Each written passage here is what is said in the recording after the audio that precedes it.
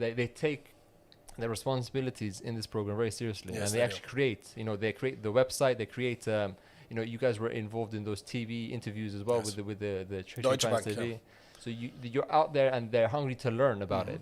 Perhaps because it is so international, and they have the mentorship of you and your colleagues to tell them that it's not just, you're not pigeonholed into this one thing, but this one thing is related to such a big array of work you can do. Keep your mind open in the macro, but work in the micro. Yeah. One thing I learned from these guys is that, they can do anything they want. They've got a different level of motivation. Is the difference from your generation? Oh, definitely, yeah. Well, how so?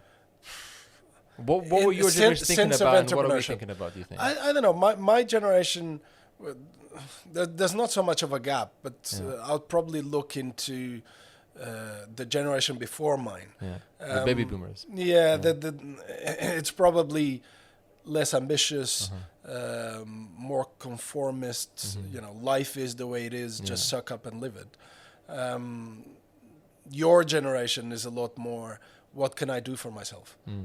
Really to, develop myself as a professional. But not only that, going back to what we were discussing at the beginning, to have a great life. And that's what makes the difference. That's what, that's the difference between, I have to go to a seminar because they serve a really, really great bacon roll, or going to a seminar because I'm going to meet XYZ person who's going to share, possibly not even about trade finance, but who's going to share about something that's going on. That's it. Something that's going on in their lives, and that's making them excited. Well, that's the reason why I come to the events. I'm involved in trade finance in this association, and also in the work that I want to do, as you know very well, in sort of understanding geopolitical risk and globalization and technology. These things matter so much to trade, and it's so vital for the industry to understand. So I approach it from that point of view. But everyone who I've met is very active, and I like that. And I think you need to cultivate that mentality young. It's easier to mold the minds when they're young as opposed to change it when they're old and they're stuck in their ways. I go no further. I've got one of the best people I've ever worked with. He's not even 23 yet. Nigel Atamenta, who together with Charlotte Pryor and Alero Ruby won this year's Emerging Trade Financier of the Year award, or last year, so 2019. Nigel, I've started working with him about 18 months to 2 years ago, and I can tell you the guy's 23 and he's already one of the leaders on the floor out there. He's just completely unstoppable at the age of 23. It's unbelievable.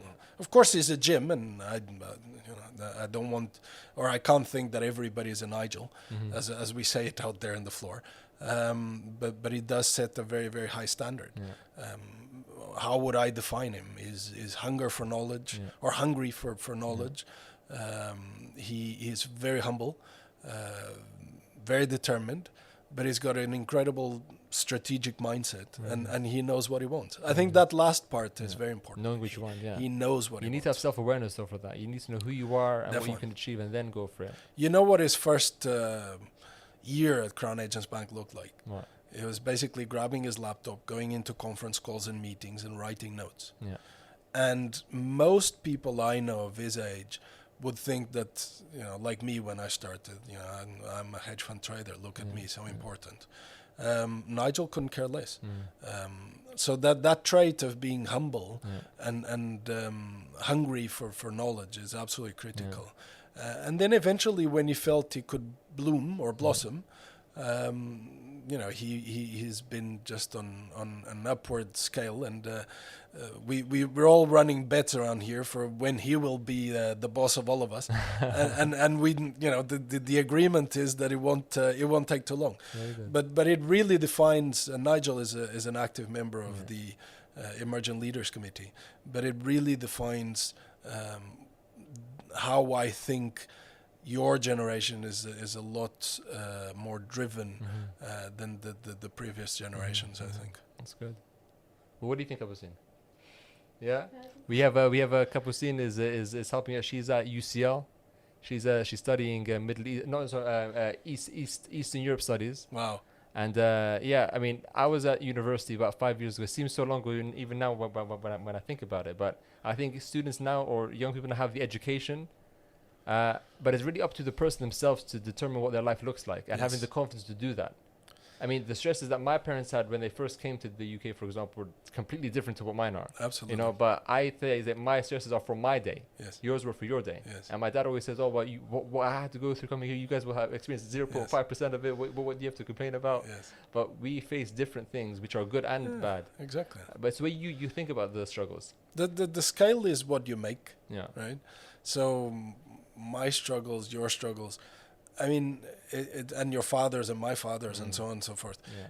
It's all about what you make, where you are in life, right? So all of a sudden, life takes, a different direction, and it's about how you're going to embrace it. It's very true. I tend to see things as opportunities, to be honest with you. Again, it's not always like that. Sometimes life seems really grey and miserable, but I tend to give myself a good kick in the backside.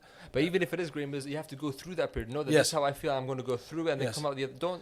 Don't determine your whole life is going to be that way only because you're going through that stage, you know? Mourning period is absolutely critical. I would say that, when I hit rock bottom, those were probably the critical moments of my life.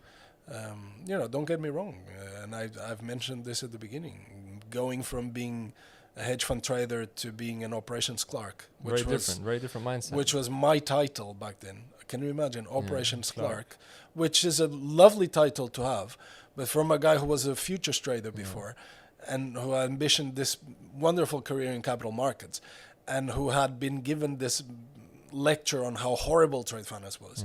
Didn't really resonate. So of course, it was a down moment, but what happened? I had two choices.